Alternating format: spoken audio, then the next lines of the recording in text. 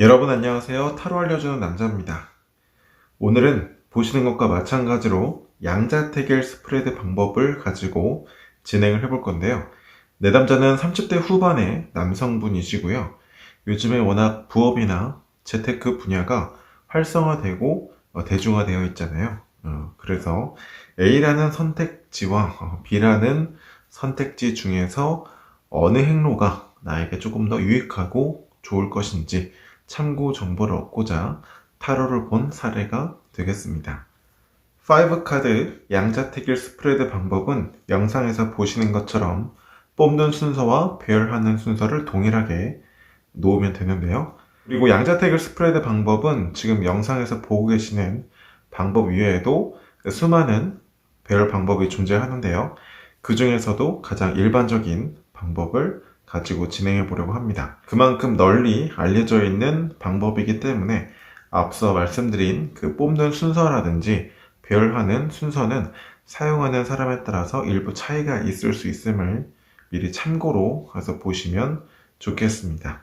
배열법을 사용하실 때에는 A 선택지는 이렇습니다. B라는 선택지는 이렇습니다. 이렇게 흐름에 따라서 해석해도 무난한 방법이 되겠지만 그렇게 해석을 했을 경우에도 틀린 건 아니지만 그렇게 해석을 한다고 했을 때 굳이 3카드를 2번 뽑으면 되지 양자택일 스프레드를 사용할 이유가 없잖아요. 그래서 이렇게 배열이 되어 있을 때는 배열 구조만의 특징을 잘 활용하면 조금 더 풍부한 해석이라든지 더 응용해서 통찰력을 얻을 수 있겠죠. 그래서 한번 이 배열 구조의 특징을 한번 살펴보고요. 그 장점을 해석에 한번 응용해 보도록 하겠습니다. 배열의 구조를 보니까요. 첫 번째 카드를 기점으로 좌우의 카드가 계속 마주보고 있는 것을 알 수 있습니다. 따라서 이런 구조로 카드를 배치했다는 것은 좌우의 카드를 계속 비교해 가면서 해석하라는 뜻과도 같겠죠. 그래서 여러분이 해석하실 때 A는 이렇습니다. 해석을 끝내고 B라는 건 이렇습니다. 이렇게 해석을 끝내기보다는 A로 갔을 경우에는 이런 내용도 있는데 B라는 선택지에서는 이런 점도 있습니다. 이런 식으로 계속 양쪽의 카드를 서로 비교해 가면서 해석을 하시면 조금 더 풍부한 해석 결과라든지 다양한 관점을 취하실 수가 있습니다. 배열 구조를 자세히 들여다보면 첫 번째 카드를 기준으로 A라는 3카드와 B라는 3카드 배열 방법이 겹쳐져 있는 구조라는 걸 알 수 있습니다. 그렇다면 첫 번째 3카드를 뽑고 해석하고 또 다시 카드를 셔플해서 두 번째 3카드를 뽑아서 해석하는 것과 어떤 차이점이 있을까요? 그 차이점을 알면 해석의 구조도 파악할 수 있겠죠. 바로 이 첫 번째 카드가 불변으로 변하지 않는다는 차이가 있습니다. 그렇다는 것은 현재 나의 상황 또는 현재 나의 모습일 수 있거든요.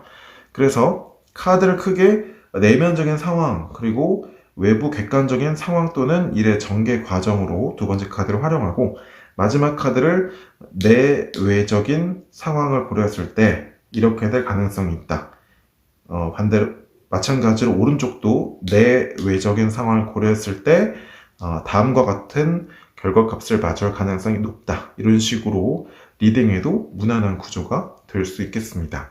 구체적인 리딩에 앞서서 전반적으로 어떠한 카드들이 등장했는지 살펴보면 해석의 방향성을 설정하는 데 조금 더 도움이 될 수 있습니다. 두 장의 메이저 카드와 세 장의 마이너 카드가 나왔는데요. A 선택지로 가는데 전개 상황에서의 전차 카드는 주도권을 가지고 목표 달성을 위해서 진취적으로 나아가는 카드죠. 그런데 B 선택지에서 결론, 미래 상황에 등장하는 운명의 수레바퀴는 나에게 주도권이 있다기보다는 어떤 자연스러운 수순이나 변화, 어떤 흐름에 대한 카드가 등장한 것을 알 수 있습니다. 그리고 나머지 카드는 그리고 상황적인 카드, 원소 카드가 나왔는데요. 대략 살펴봤을 때는 이 완즈 4번이라는 에너지를, 카드를 A 선택지로 갔을 경우에는 내가 주도권을 가지고 일을 진행시킬 수 있는 가능성이 높은 데 비해서 B라는 선택지로 갔을 경우에는 상황적인 배경에 따라서 일이 전개될 확률이 높겠구나 라는 걸 알 수 있겠습니다. 첫 번째 카드는 완즈 4번이 나오고요. 완드라는 것은 사람의 욕구이자 어떤 열정적인 에너지의 원소이고, 그로 말미암아 촉발될 수 있는 사람의 행동이나 일의 진행 또는 기회일 수 있는데요. 그게 수비학적으로 4번 안정적인 토대를 마련했다라는 것은 초기의 성과물일 수도 있고요. 아니면 A 선택지로 가든 B 선택지로 가든 투자할 수 있는 나의 원동력이 있다라고 볼 수 있습니다. 그런데 A라는 선택지의 카드를 보니까 전차카드가 나왔는데요. 전차카드 역시도 완드의 에너지처럼 열정적이고 목표를 향해서 굉장히 행동력이 강한 카드가 나왔습니다. 그 점을 미루어 볼 때 완즈 4번이라는 카드는 A라는 선택지에 있어서 일종의 전차카드처럼 내가 주도권을 가지고 진행시킬 수 있는 초기 성과이자 어떤 노하우일 수 있겠구나 라는 걸 미루어 짐작해 볼 수 있습니다. 반면 B 선택지에서는 소드의 카드가 떴거든요. 9개의 소드 중에서 어떠한 검도 내가 손에 쥐고 있지 않습니다. 심지어 시야를 가리고 있죠. 즉 A라는 선택지에 비해서 B라는 선택지는 대단히 소극적이고 수동적인 입장을 취하게 되는 걸 알 수 있습니다. 같은 출발선상에서 시작했는데도 이러한 전개 상황을 맞이하는 걸 봤을 때 아무래도 A라는 선택지 분야에 대해서 내담자의 경험이나 노하우가 많은 영역임을 알 수 있습니다. B라는 선택지는 A라는 선택지에 비해서 좀 경험이 부족하고 이제 초기에 진입하는 단계로도 추론해 볼 수 있겠습니다. 그리고 또 A라는 선택지는 굉장히 속도감이 빠르죠. 그래서 굉장히 빠른 속도감으로도 해석해 볼 수 있는데 A라는 선택지 성질과 비교해서 봤을 때 다소 시간이 필요하겠구나 라고 의역해 볼 수도 있겠습니다. 계속 속도감 있게 진행해서 A라는 선택지에서는 비록 금전적인 결과는 아닐 수 있지만 초기 성과물을 빠르게 달성할 수 있다라고 봤고요. 그에 반해 B라는 선택지는 계속 수동적인 전개 상황이 이어지고 있습니다. 운명의 수레바퀴가 떴으니까 직역 의미 그대로 운명적인 기회를 만났다 이렇게 하면 좀 어색해지죠. 그렇다기보다는 앞서 해석 내용과 맥락을 연계해서 봤을 때 다소 시간이 걸리겠지만 B라는 선택지는 초기 진입은 좀 어려울지 몰라도 자연스럽게 시간이 전개되면서 배우게 되고 진행이 전개된다 정도로 리딩할 수 있고요.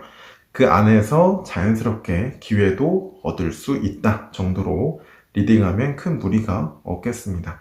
해석 내용을 전달할 때는 A 선택지는 좋고 B 선택지는 나쁘다 이런 내용이라기보다는 B의 선택지는 진행에 있어서 다소 시간이 많이 소요될 수도 있습니다. A라는 선택지는 내가 노하우를 바탕으로 진행하는 데 있어서 주도권을 가지고 빠르게 초기 성과물에 진입할 수 있겠습니다. A 선택지가 좋고 B라는 선택지가 나쁘다기보다는 가능하다면 A 선택지를 우선순위에 두고 B 선택지는 꾸준히 배운다는 생각으로 진행해 보는 것도 나쁘지 않을 것 같습니다. 정도로 마무리하면 되겠죠. 네, 지금까지 양자택일 스프레드 방법을 바탕으로 실전 해석 사례를 진행해 봤습니다. 어떠한 타로카드 방법을 마주했을 때 그 사람의 관점이나 해석 방법을 무조건적으로 따라가기보다는요, 그 해석 방법을 통해서 타로의 원리를 깨우치고 연구해서 나만의 스타일로 응용하시면 조금 더 나의 타로 실력을 업그레이드 할 수 있고요. 더불어서 해석을 풍부하게 만들 수 있습니다. 네, 지금까지 타로 알려주는 남자였습니다. 고맙습니다.